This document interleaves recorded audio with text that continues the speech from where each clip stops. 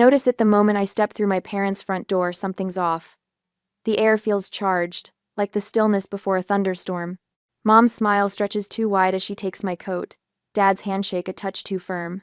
My sister Autumn practically vibrates with excitement, her eyes darting between our parents with that conspiratorial gleam I've known since childhood. "Sierra, honey, so glad you made it." Mom guides me toward the dining room where Sunday dinner awaits, her hand pressing against my back with unusual insistence. The table looks perfect, of course. Mom's best china, the crystal glasses that only appear for special occasions, a centerpiece of fresh flowers. Whatever this is, they've planned it carefully. I take my usual seat across from Autumn, whose smile reminds me of when she was 8 and knew I was about to step on the whoopee cushion she'd hidden under my chair cushion. Dad carves the roast beef with practiced precision, while Mom distributes mashed potatoes, green beans, and those Parker House rolls I've loved since childhood. That's when I spot it. A manila folder tucked beside Dad's plate, its corner peeking out from under his napkin. My stomach tightens. "How's the clinic?" Mom asks, her voice artificially bright. "Still working those crazy hours?" "Business is good." I keep my answer simple, watching Dad's eyes flicker toward the folder. "We've increased our patient load by 20% this quarter." Autumn snorts softly. "All those patients, but such a tiny waiting room. Someone should really upgrade your office management." The pieces click together in my mind. A puzzle I wish I couldn't solve. Dad clears his throat, setting down his fork with a deliberate clink against fine china. "Sierra, we've been thinking about the future of your clinic." I freeze mid-bite, the food turning to sawdust in my mouth. Mom jumps in smoothly, as if they've rehearsed this. "Family businesses need family management, dear. Your father and I have been discussing how to keep healing hands in the family long term." "It's not a family business," I say carefully. "I built it myself." "With our support," Dad counters, reaching for the folder. "And now Autumn has an excellent proposal that will benefit everyone." My sister straightens in her chair, practically preening. "I've worked up a business plan to become your practice manager. I'd handle all the boring paperwork stuff while you focus on patients." She leans forward, eyes gleaming. "I'm only asking for a 25% profit share, which is really reasonable considering all the growth I'll bring." My heartbeat pounds in my ears. This isn't a casual Sunday dinner, it's an ambush. Memories flood back unbidden.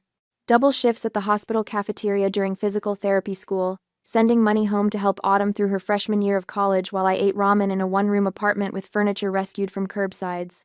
Midnight study sessions after 14-hour clinical rotations.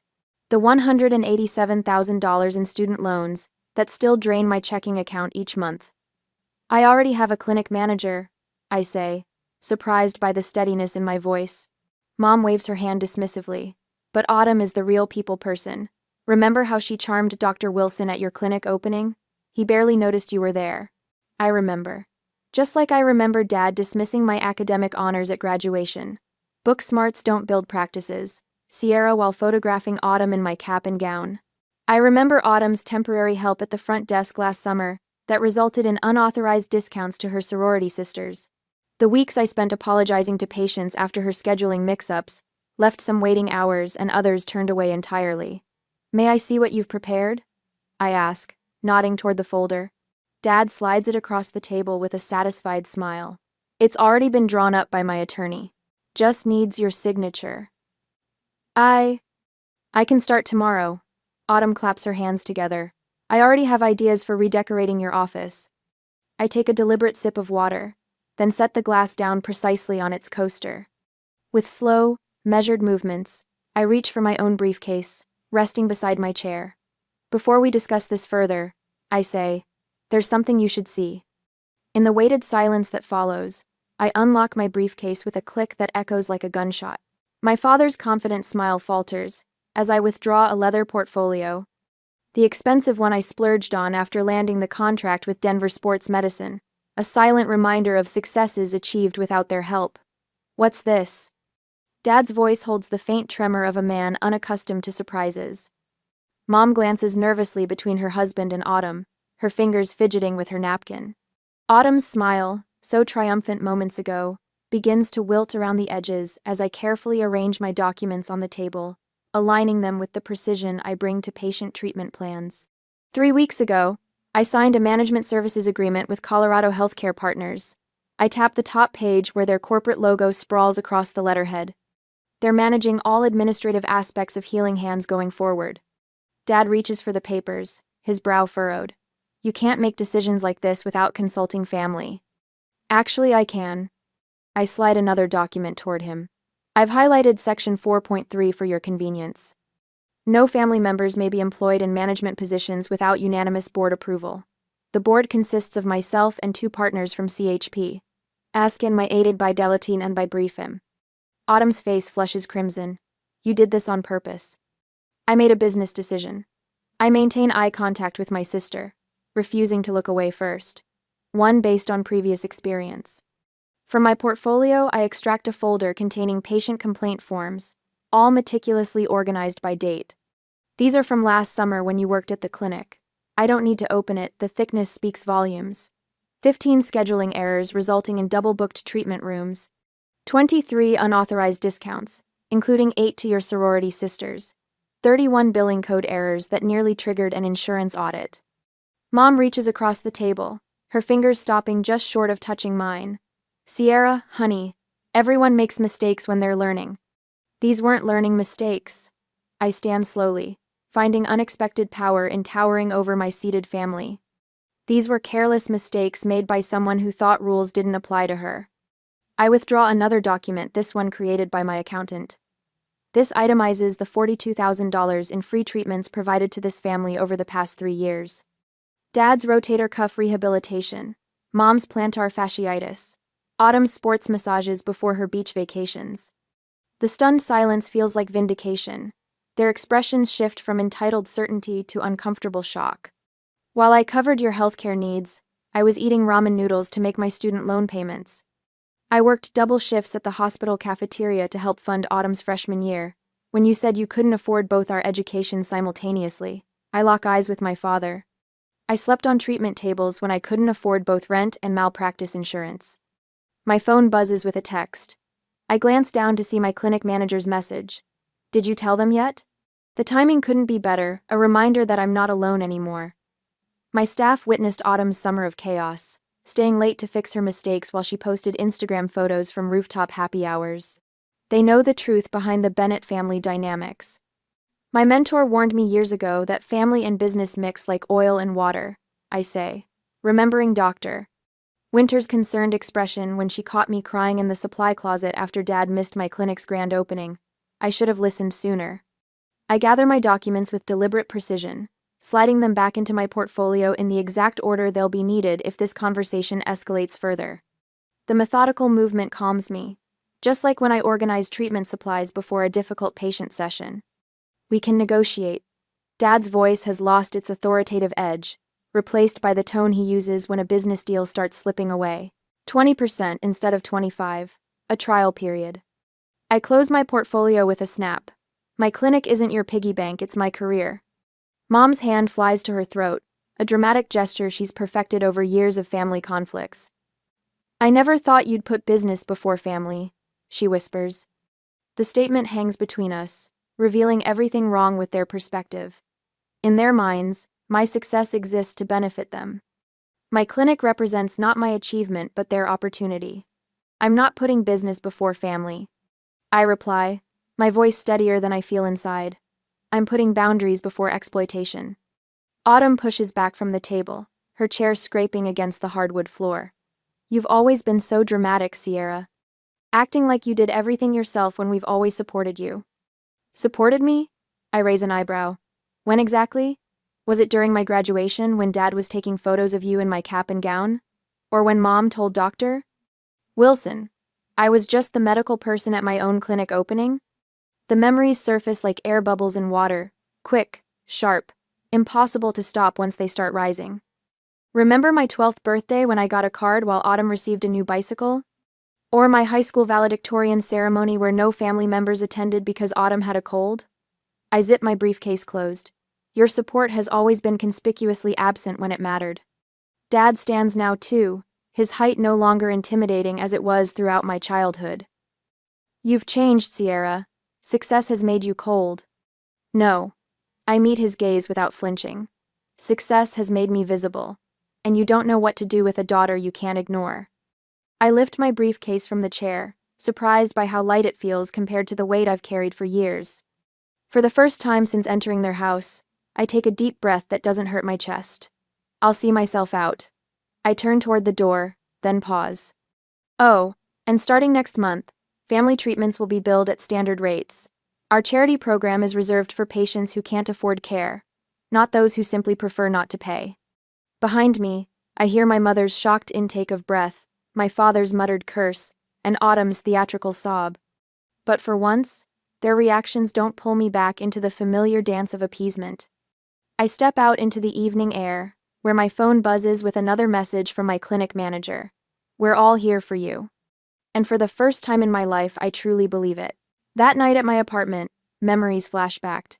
My 12th birthday falls on a Tuesday in April, unremarkable except for the math test I aced, and the single card propped against my cereal bowl that morning. 2 weeks later, Autumn turns 10 and receives a gleaming teal bicycle with streamers on the handlebars and a wicker basket for collecting neighborhood treasures. I watch from our front porch as she circles the driveway, our parents clapping with each wobbly lap. "Sierra, take a picture of your sister?" Dad calls, tossing me his camera. This is a milestone. I angle the viewfinder to capture Autumn's beaming face, her hair catching sunlight as Dad steadies the bike seat. Mom waves a handkerchief like she's sending off royalty. "Remember when I got my first bike?" I ask later, helping Mom with dishes while birthday cake crumbs still dot the kitchen table. She pauses, sponge suspended. "You were a practical child, Sierra. You always wanted books instead." But I hadn't. I'd circled bikes in catalogs for 3 years running. High school graduation brings academic honors, valedictorian, science medal, full academic scholarship to Colorado State. The auditorium buzzes with proud parents clutching bouquets and cameras. Mine arrives 7 minutes after my speech, slipping into back row seats as I return to mine. Traffic was terrible. Mom whispers when they find me afterward, empty-handed. "But we're here for Autumn's dance recital tonight. You're coming, right?" The pattern repeats through college. My dean's list certificates arrive by mail at our family home, while I work double shifts at the hospital cafeteria. The envelopes remain sealed on the kitchen counter for weeks. When physical therapy school graduation finally arrives, I stand alone after the ceremony until Autumn waves from across the quad. "There you are." She grabs my mortarboard. "Dad wants pictures of me in this. You don't mind, right?" For 20 minutes, I watch my parents photograph my sister wearing my hard-earned cap, their backs to my honors cords and the diploma case clutched in my hands. "Book smarts don't build practices, Sierra," Dad says later, returning my cap without meeting my eyes. 4 years after graduation, I'm hunched over my laptop at midnight, the clinic dark except for my office light. Loan statements glare from the screen, $187,000 remaining, the monthly payments larger than my rent. Meanwhile, I've just transferred $1,200 to Autumn for her temporary housing crisis following her 4th job change in 2 years. My own apartment remains furnished with roadside rescues, a coffee table with uneven legs, a sofa that smells faintly of previous owners no matter how much I clean it. The sound of my stomach growling echoes in the empty clinic. The bank manager's voice still rings in my ears from that morning's appointment. "Without a cosigner or additional collateral, Miss Bennett, we simply can't approve this business expansion loan." I'd nodded politely, tucking the rejection letter beside the others in my bag. Not mentioning that my parents had refused to co-sign but had purchased Autumn a new car the previous month because she needs reliable transportation for interviews. The treatment table becomes my bed that night. I curl onto the paper-covered vinyl, wrapping myself in a patient blanket after 16 hours of back-to-back appointments followed by insurance paperwork. The cleaning crew finds me there at 5 a.m., still clutching spreadsheets. 6 months later, when Healing Hands Physical Therapy finally opens in its own space, not just a rented room in someone else's clinic, my parents stop by for 15 minutes between Autumn's bridal shower and their dinner reservation. "It's nice," Mom says, glancing at her watch. "Like a real doctor's office." Dad peers at my framed credentials. "Just remember, it's always about the people, not the degrees." They leave before the small reception begins, missing the champagne toast from my 3-person staff and the ribbon-cutting photo for the local business journal. The summer Autumn decides to help out at the front desk becomes a professional nightmare. Her sorority sisters receive unauthorized discounts while regular patients find their appointments rescheduled or canceled entirely. Insurance forms pile up unprocessed until late night hours, when I discover them stuffed into desk drawers. They were so boring. Autumn explains when confronted. Besides, they're just old people with Medicare. They don't have anywhere important to be. After she leaves, I spend weeks making personal calls to every affected patient, rebuilding trust one apology at a time. The turning point comes unexpectedly during a meeting with Blue Shield's regional provider representative. The stern-faced woman across my desk has rejected our previous 3 claims submissions. Miss Bennett, your documentation simply doesn't meet our standards for... I slide a folder across the desk, interrupting her practiced rejection. These are revised protocols I developed, specifically addressing your guidelines. I've cross-referenced each treatment code with your latest manual. Her eyebrows rise as she flips through meticulously annotated pages. You did this yourself? Every night for 3 weeks. Her assessment is blunt. Most providers just argue or give up. 3 days later, the insurance company approves our entire claims backlog. Within months, physician referrals increase as word spreads about our exceptional documentation and outcomes. The first profitable month arrives after 2 grueling years. I stare at the accounting software late one night, verifying the numbers 3 times before allowing myself to believe them. No one is there to celebrate with me, but for once, the silence feels like power rather than abandonment. I realize something profound as I lock up that night. My invisibility has become my superpower. While my family focused on Autumn's charm and social connections, I built something substantial in the shadows.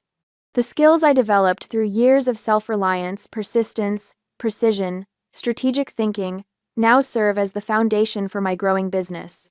Ellie Morgan, my clinic manager, proves this theory when she declines a hospital position, offering significantly more money to stay with Healing Hands.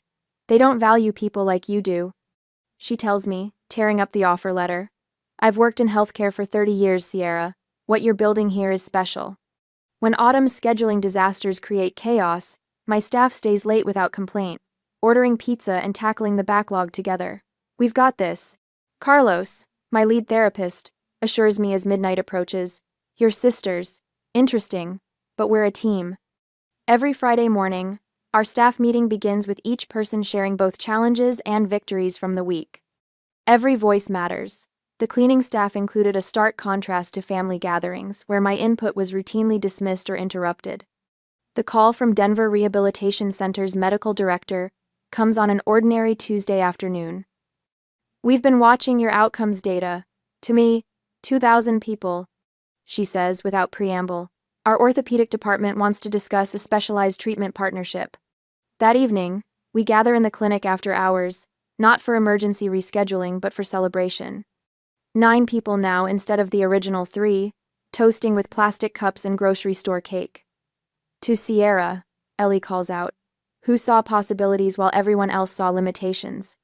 In the quiet after everyone leaves, I gently lift my first business license from its frame, tracing the embossed seal with my fingertips. Tomorrow, I'll rehang it in the expanded reception area, a reminder that being overlooked sometimes allows you to build foundations no one expects to stand.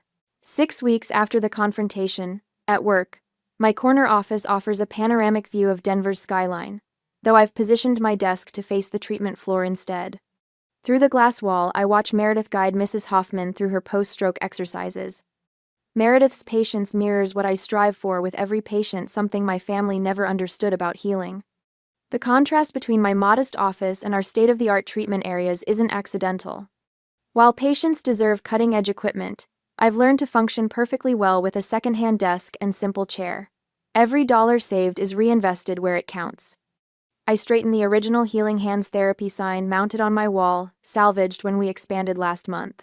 From 3 treatment rooms to 15. From me alone to a team of 15 therapists who share my vision of patient-first care, my phone vibrates for the 3rd time today. Mom again. I silence it without looking at the message. It will be like yesterday's, and the day before. Just checking in, honey, with a thinly veiled question about clinic operations, or subtle mention of Autumn's latest unemployment crisis. The calls increased after I refused their dinner invitations for 6 consecutive weeks. Mom cycles between guilt, we never see you anymore, and false business interest. Have you considered offering discounts to senior communities? Dad attempted to contact my accountant directly last week, thankfully warned by my advance call explaining the situation. Their most desperate move came yesterday, when Autumn appeared unannounced during our busiest afternoon, waving a folder of incredible marketing ideas that miraculously required her full-time employment to implement. Mark, my front desk manager, followed protocol exactly, offered her a seat in the waiting room, and called me immediately. I didn't interrupt my patient's session. The afternoon sun warms my face as I open my laptop, reading the email I've drafted, deleted, and rewritten 14 times. It's measured, precise, and absolutely necessary. To my family, as I have already told you, after careful consideration, I'm establishing professional boundaries regarding healing hands therapy. The clinic remains closed to family employment or management input. All treatment services will be billed at standard rates. Business discussions are limited to my management team. I remain open to rebuilding our personal relationship, separate from my professional life. Sierra. My finger hovers over send as my office door opens. Carol, my clinic manager, appears with 2 steaming mugs. "Thought you might need reinforcements," she says, placing a coffee beside my laptop. "I saw the social media post." I raise an eyebrow. Carol slides her phone across my desk. "There's my mother's Facebook profile, featuring a photo from my clinic's opening day 3 years ago. Mom stands beside me, arm around my shoulder, a rare moment of apparent support I now recognize was performative. So proud of my daughter Sierra's vision with healing hands therapy. We've always believed in her healing touch. Proud mama, family business." The timestamp shows it was posted 20 minutes ago. The hashtag is interesting, Carol says carefully. Family business. The words taste bitter. I click send on my email. They've never paid $1 toward this clinic, never worked an hour here, never believed it would succeed until it did. Community's noticing the disconnect, Carol says. Dr. Reynolds mentioned it last week when he referred that complex shoulder case. I look up, surprised. Said he always sends patients here because you built something genuine, not handed down or gifted. Carol taps my original business license frame. Said he appreciates how you acknowledge your team instead of bragging about your background. The staff meeting last Friday returns to mind, where I credited our growth to the team's dedication rather than my own vision. I'd noticed Autumn's friend Kimberly in the waiting room during the meeting, phone suspiciously angled toward our gathering. Which reminds me, I say, pulling up another email. The scholarship fund is approved. Starting next semester, we'll support 2 physical therapy students with demonstrated financial need. Carol smiles. Your mother called that wasteful charity when she overheard us discussing it. Exactly why it matters. I stand, stretching tired muscles. Any news from the accountant about their latest inquiry? Your father tried charm, then intimidation. Eventually left when Denise mentioned potential harassment charges. Carol's expression softens. There's something else. She pulls a handwritten note from her pocket. Your mother stopped by during lunch. When I explained you were at the Children's Hospital Clinic, she left this. The envelope bears my name in Mom's perfect cursive. Inside, tear-stained paper contains desperate pleas about family misunderstandings and missing my daughter. The final line requests a family meeting to heal old wounds at their house. Naturally, on their terms. My phone chimes with a text from Autumn. Miss you, big sis. Can we talk? Just us? Carol watches me process these latest maneuvers. Your father's letter arrived in yesterday's mail too. Very formal, suggesting family mediation with his attorney present. I laugh without humor. The tables have turned. Their friends are asking questions. Community members are noticing discrepancies between their claims and reality. Through the window, I watch 2 therapists I hired from disadvantaged backgrounds, guiding patients with the skill and compassion I'd fostered in our clinic culture. The afternoon sun illuminates our expanded treatment floor built from my vision, my labor, my persistence, despite years of family dismissal. What will you tell them? Carol asks. I place the note in my desk drawer, joining other manipulative family communications I've documented meticulously. When they're ready for a relationship that doesn't involve exploiting my success, I say, I'll listen. Until then, my priority is protecting what I've built. In the waiting room beyond my office, I notice a familiar face, one of Autumn's sorority sisters who received unauthorized discounts last year. Today, she waits patiently, insurance card in hand, respect in her expression where entitlement once lived. The facade is crumbling. Finally. 2 weeks later, the morning air carries the scent of fresh coffee and possibility as I arrive at Cornerstone Cafe 20 minutes early. My chosen battlefield-neutral territory, with just enough ambient noise for privacy without isolation. I select a corner table with clear sightlines to both entrances and settle into the chair facing the door. Old habits from years of watching for their approval. I arrange my leather portfolio precisely in front of me, its weight reassuring. Inside rests every text, email, and financial record documenting our entangled history. Evidence collected not with malice but with the same methodical care I apply to patient treatment plans. Can I get you something while you wait? The barista approaches with a genuine smile, notepad ready. Just black coffee, thank you. My voice sounds steadier than I feel. The ceramic mug arrives moments later, steam rising like the tension in my chest. Through the window, I spot them walking from the parking lot. Dad's shoulders square beneath his golf polo, Mom fidgeting with her pearl necklace, Autumn's confident stride betrayed by her nervous glances at our parents. They've coordinated their outfits in cream and tan tones, a united front. The bell above the door chimes as they enter. The moment they spot me, their expressions shift subtly. Dad's jaw tightens. Mom's smile freezes. Autumn's eyes narrow at the portfolio before me. Sierra, honey. Mom reaches to hug me, but I remain seated, forcing her to awkwardly pat my shoulder instead. This is cozy. We would have preferred dinner at home, Dad says, settling into the chair opposite mine. Family matters should be discussed privately. This isn't just a family matter. I tap my finger on the portfolio. This concerns my business. Autumn slides into the chair beside Dad, her perfume overwhelming the coffee aroma. We brought muffins from that bakery you like. She pushes a paper bag toward me that I don't touch. A waitress appears, takes their order, and disappears with practiced efficiency. The moment she's gone, Dad leans forward, hands clasped on the table. Blood is thicker than water, Sierra. His voice drops to that authoritative tone he used when I missed curfew at 17. Family stands together, especially in business. Mom reaches across to squeeze my wrist. We've always been proud of you, sweetie. Always. Your father and I tell everyone about our brilliant daughter, the doctor. Physical therapist, I correct automatically. Doctor of physical therapy, Autumn adds, with surprising accuracy before launching into her rehearsed speech. Speaking of which, I've been thinking about our last conversation, and I realize I came on too strong, so I've drafted a new proposal. She produces a sleek tablet from her purse. A consulting arrangement, instead of management. 3 days a week, better social media presence, corporate client outreach.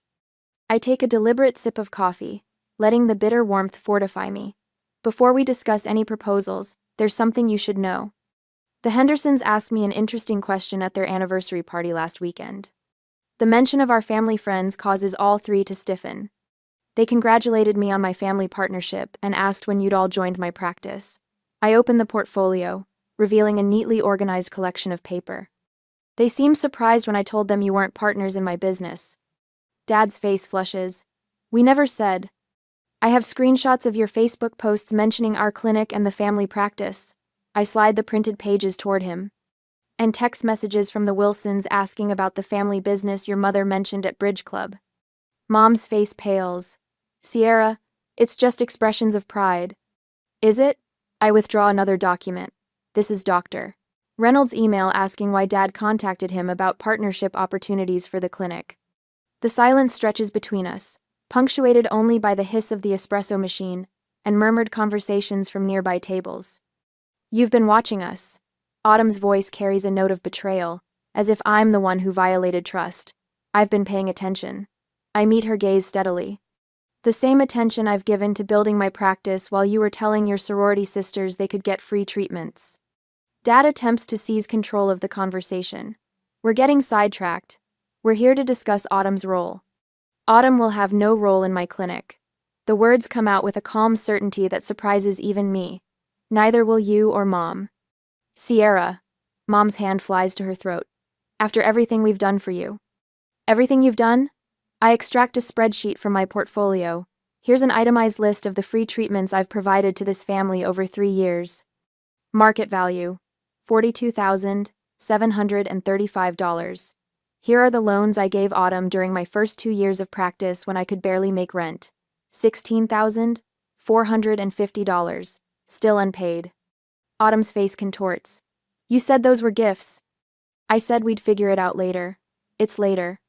Dad's businessman mask slips for the first time. You can't possibly expect repayment after all you've what? I cut him off, voice level but firm. After you missed my doctoral hooding ceremony for Autumn's sorority fundraiser? After you told Dr. Wilson, I was playing at business until I found a husband? After you dismissed my clinic opening as just another job? I place my palms flat on the table, steadying myself. These are my terms for any future relationship. First, my business decisions are mine alone.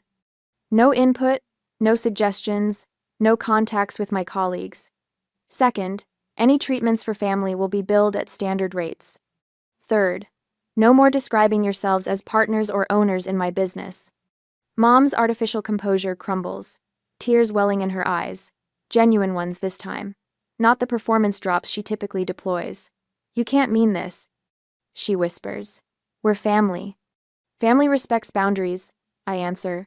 Family celebrates achievements instead of trying to claim them. Dad's face darkens with frustration. This is absurd. We never thought you'd actually succeed on your own. We were trying to help secure your future. The truth slips out so easily, so naturally, that he doesn't even seem to realize what he's admitted. After all these years, all my work, all my sacrifices, they never believed in me.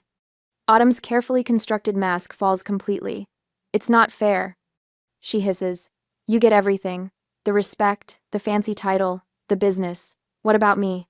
I'm stuck in a cubicle while you play hero in your precious clinic. There it is, the raw envy beneath the manipulation, the resentment beneath the charm. I close my portfolio with a decisive snap and stand. I built everything I have while supporting this family emotionally and financially. I'm not playing at anything.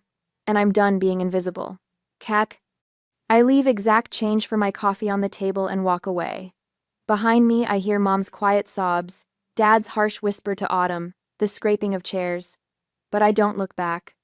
For the first time in my life, I'm moving forward without checking if they approve. The weight of their expectations falls from my shoulders with each step, and I walk into the sunlight standing taller than when I arrived. I stand at the picture window of my expanded clinic, watching the afternoon light paint golden highlights across the Denver skyline. 1 year has passed since that fateful Sunday dinner, and the view before me mirrors the transformation within. Dr. Bennett, your 3 o'clock is ready. Melissa, my lead therapist, appears at my side, clipboard in hand. It's Mrs. Abernathy's final session. Perfect timing. I smile, genuine warmth spreading through my chest. The waiting room bustles with activity, a stark contrast to the cramped space where I began. Now, patients sit in comfortable chairs beneath framed community service awards that have joined my original business license on the wall. The waiting list for new patients stretches 2 months out, a testament to the reputation we've built. Mrs. Abernathy, an elderly woman with bright eyes and a spine curved from decades of hard work, beams as I enter the treatment room. There she is. She announces to no one in particular. The miracle worker herself. I laugh, setting her chart aside. The miracle was your dedication to the home exercises. Nonsense. She waves a weathered hand. My grandson says you're the best in Denver. And that boy researches everything. As I guide Mrs. Abernathy through her final stretches, I catch my reflection in the treatment room mirror. The tight shoulders and defensive posture that once characterized my stance have softened. I stand taller now, grounded in my worth. Later, I welcome 3 new graduates to my mentorship program. They gather around the conference table, eyes bright with the same determination that once fueled my midnight study sessions. The most important thing I can teach you isn't a technique, I tell them, perching on the edge of the table. It's knowing your value. In this profession, you'll give constantly. Make sure what you're giving is respected. After they leave, I review the latest figures for our pro bono program serving underserved patients. The initiative now comprises 15% of our practice, a percentage that would have terrified me last year but now fills me with purpose. My phone buzzes with a text from Leah, my closest friend and leader of our professional women's support group. Ready for tonight? Your turn to share. A flutter of nervousness dances through my stomach. Tonight marks the first time I'll publicly share my full journey, family struggles included. The thought both terrifies and liberates me. Before leaving, I check my personal email. Mom has sent photos of her volunteer work at the community garden, her third message this week, that doesn't demand anything from me. Small steps, but genuine ones. Dad's name remains absent from the sender list. Some wounds need more time than others. A separate email contains a job announcement from Autumn, her first position at a corporate office with no connection to my clinic. The message lacks her usual excessive exclamation points, a subtle sign of her growing independence. The evening sun casts long shadows as I arrive at Leah's home for our monthly dinner. Unlike my parents' dining room with its oppressive formality, this space hums with authentic conversation. My chosen family of colleagues and friends pass dishes family style, their laughter a healing balm. To Sierra, Melissa raises her glass. Who taught us all that standing your ground isn't selfish, it's necessary? As applause ripples around the table, I think of the scholarship I've established for PT students from challenging backgrounds, the boundary-setting workshop I'll lead next month, and tomorrow's launch of our specialized vestibular rehabilitation program. When dinner concludes, I step onto Leah's back porch. The mountains rise majestically against the horizon, steadfast and immovable, much like the boundaries I've learned to maintain. You look peaceful, Leah says, joining me. I am. I breathe deeply. I finally understand that I can heal my patients without sacrificing myself in the process. Tomorrow, I'll treat an elderly man with the same care I once lavished on family members who took without gratitude. The difference is, he'll look me in the eye and say thank you, and I'll know I've been seen. I'm Sierra Bennett. I whisper to the mountains, and I heal people who value the healing.